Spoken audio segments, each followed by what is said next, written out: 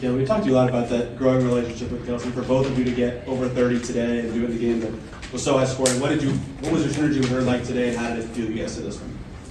Yeah, it's fun. Kelsey's obviously, she makes my life easier out there, and it's, it's hard to pick and choose when, both of us are on, like, at the 1 and 2 position. That just, like, puts the defense in a really tough spot, and I thought that 3 she made there in the fourth quarter was huge for us, and we could have executed a little bit better on the stretch, but I think we just really read and understand each other a lot better from where we were at the beginning of the season. Like, the amount of backdoor cuts that girl has got just because we make eye contact and she knows to go backdoor it's incredible. Like, that play we ran to start the third quarter, like, I wasn't involved in it. I was at the beginning, but, like, we ran that play a million times, and it just made me laugh because, like, she's so fast that she gets open every single time. So I'm really happy for her and proud of her. She definitely deserves this moment.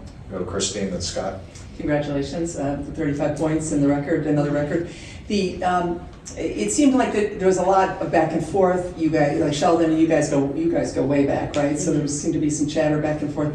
Is this the kind of game you enjoy playing, even though it's right to the end and you want to put them away? But it seemed like you were really kind of mostly like loving the fight as well as loving obviously the scoring. Yeah, it's definitely fun. Obviously, I've gone against JC for quite a while now in my career. Every year I was at Iowa, she was really good at Ohio State, so I'm pretty familiar with her game and what she's about, and I think she's had a really good year for the Wings, and she just like kind of takes what they give you. She's always consistent. She's always going to step up to the plate and guard whoever she needs to guard, and happy for her. But I thought the game was really fun. Obviously, once we got it to 8, I wish we could have kept that a little bit better. We didn't execute really in the half court as well, and when they started throwing some traps at us, we didn't respond to it great. So I think just executing that last minute and a half a little bit better, where we don't have to like just go to the free throw line and make a bunch of free throws. I thought we were great at that, but you want to get to the point where you don't have to rely on that too. So I definitely love this type of game. Very high scoring, but our defense can be a lot better too.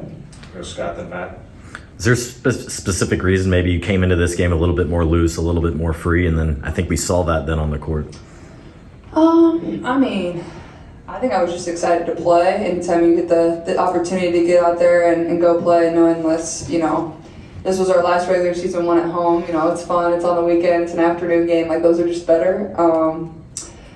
So I don't know. Once I got that first 3 go in and then made a couple after that, my shot felt pretty good. And honestly, like, I felt like I should have made 8 tonight. I got a couple tough rolls. Like, I just seemed to not be able to get over the hump of like really getting hot. Like, I know I was 6 for 14 and that's pretty good, but like I still feel like there was a couple there that's just like, how's that not go in? So, but yeah, I think just playing loose and also knowing that you've had success prior to, against this team in our first 2 matchups with them. I think that just brings you confidence as a player, and I thought we were really good last time we played in Dallas. But we've honestly struggled to guard this team, and I think it just speaks to their offensive firepower that they have, like Arike and Sabally is really good, and then we obviously struggled to guard their post players for at least 3 quarters, so thought we could improve in that area. We go Matt then Sabrina in the third round.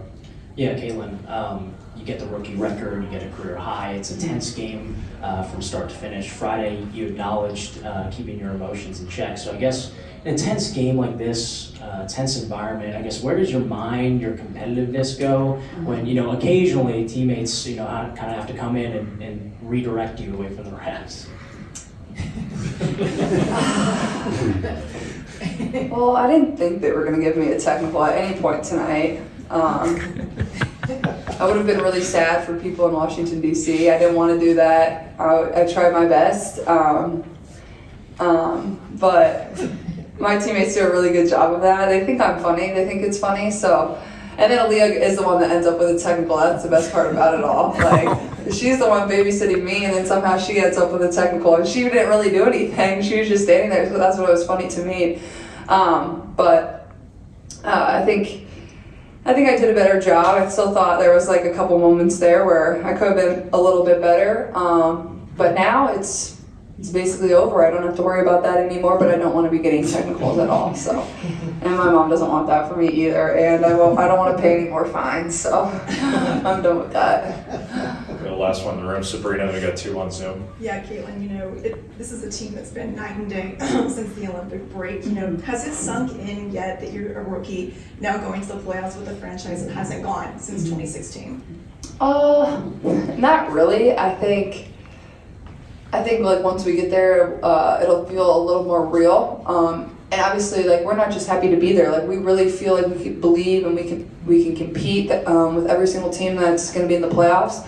Obviously, the only team we didn't beat this year were the Aces, and I think the way it's going to work out, the only way we would see them would be in the finals. And that would have been another huge accomplishment for our group if we were able to beat them once. I think it has been since 2010, since we beat every single team in our league. So it's just another thing to work for next year. But I think we have confidence in the fact that, you know, whoever our first round matchup is, we have beat that team before. That doesn't mean they're not really talented and really skilled, but that does give you a little bit of confidence going into those games. So, but I think, you know, you go into the Washington game, we still expect to win that too, and we know that Washington's going to be fighting for that last playoff spot too. So, you know, our goal has been one at a time. I thought we've done a really good job of that, but at the same time, everybody definitely is excited for the playoffs. We haven't been there since 2016, so we're going to do everything we can to try to get it back here so our fans can, you know, cheer us on and have a little taste of playoff basketball as well.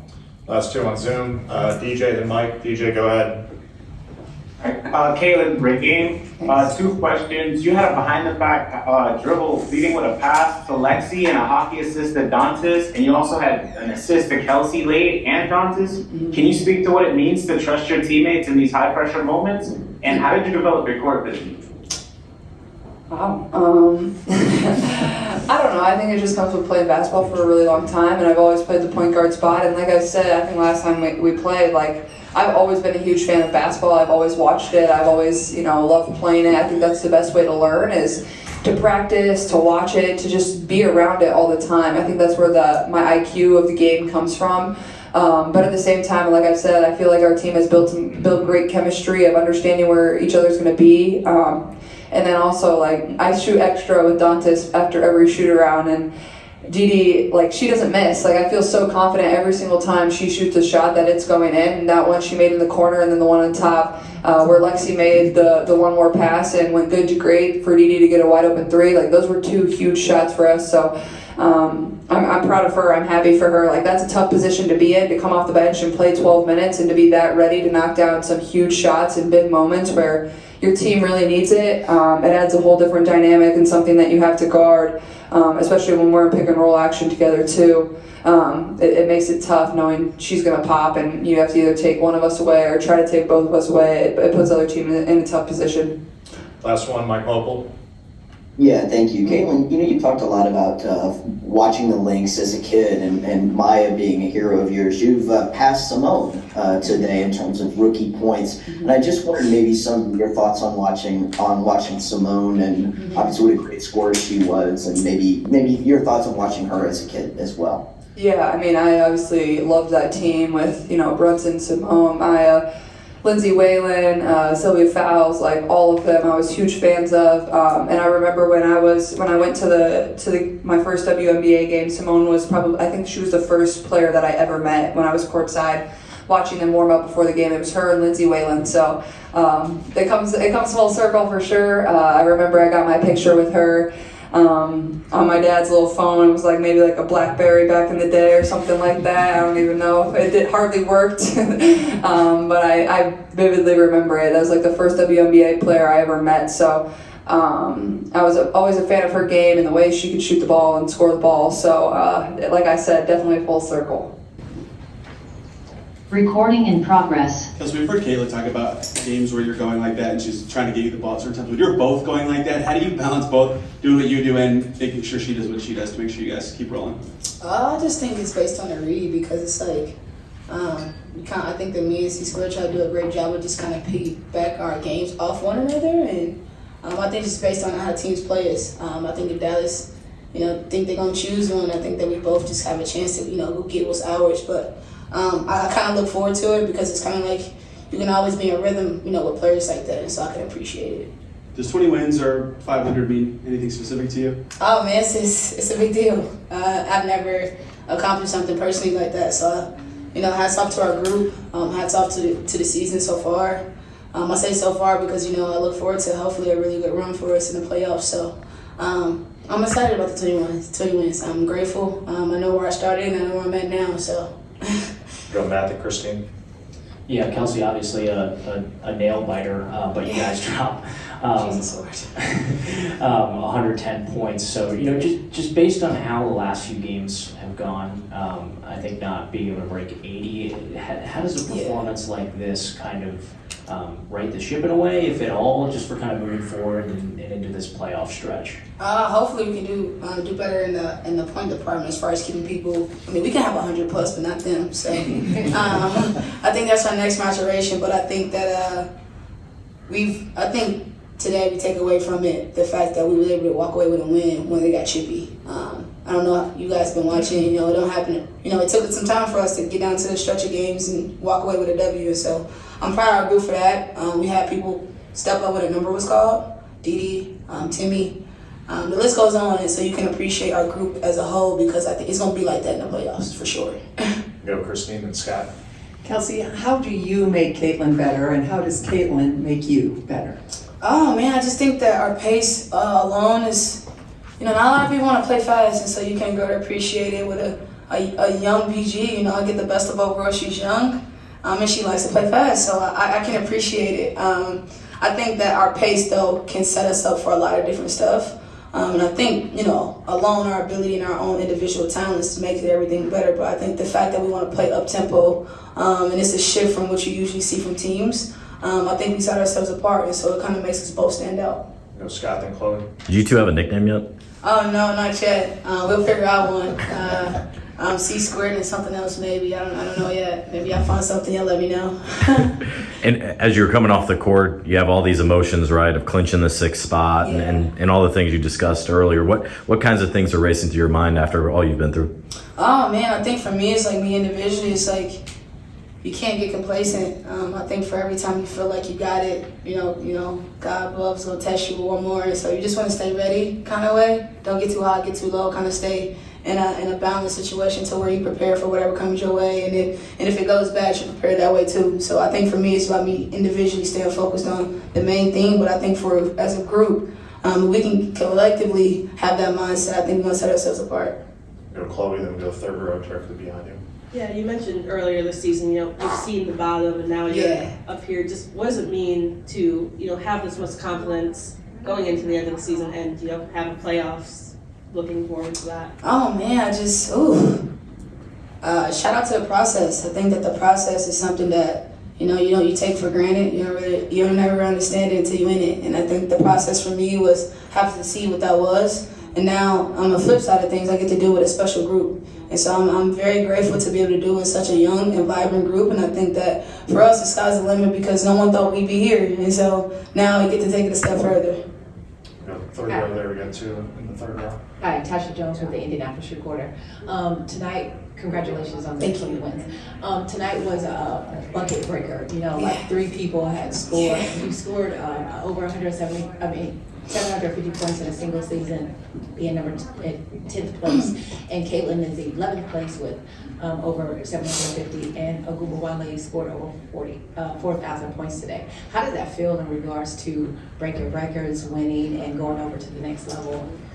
Oh man, it's a bittersweet question because it's good when it's good, but it's better when you're winning. I don't know if that makes sense, but you just grow to appreciate it more individually. Obviously your craft and what you put in from a daily and the sacrifices you make, to be in this position to break those records. But I think it feels better when you win. So it's kind of a bittersweet question to answer because it feels good to compete against those players like Arike. Me and her are really, really close friends, and so to compete and see that and see her girl flowers too, it just goes to show how great our game is. But it's even better when you can win and do it. So. We got one more in the third row, then we'll go to Zoom. Yes, Sabrina Hoover, WNU. Caitlin Clark talked about just seeing all the younger kids with their jerseys on, just the last names. What is your perspective seeing those kids in the crowd, just with your jersey, just cheering your name? I get really excited. I'm kid friendly. I have more fun than them at the museums and stuff like that. Don't take me to the museum, so I get appreciated because I get a chance to know what the future is. It's my goal. A lot of people ahead, but they are the future, so you have to invest and get to know who they are as fans, as young kids. But more importantly, as future hoopers. Hopefully, we want the young boys and the young girls to come and see us and hopefully get a vision of what they want. And so I'm excited to be able to portray that. Hopefully, They can use us as a resource in the long run. Last one on Zoom, Mike Opal. Mike, go ahead.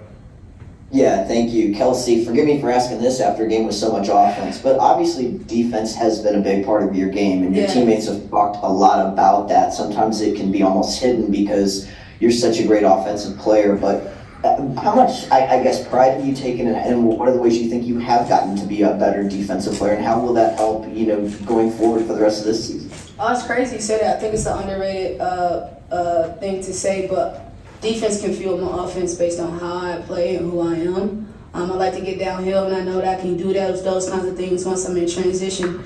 But to get that, you gotta get to stop. And so I've taken pride in kind of like being in passing lanes and just being aggressive and greedy. Coach has appointed me some of the best players to guard in this league, and I try to take pride in it because I know they're gonna make me better. And I want to, if I can be limitless in every aspect of my game, I want to be. All right, thank you, Kelsey. We'll bring Caitlin.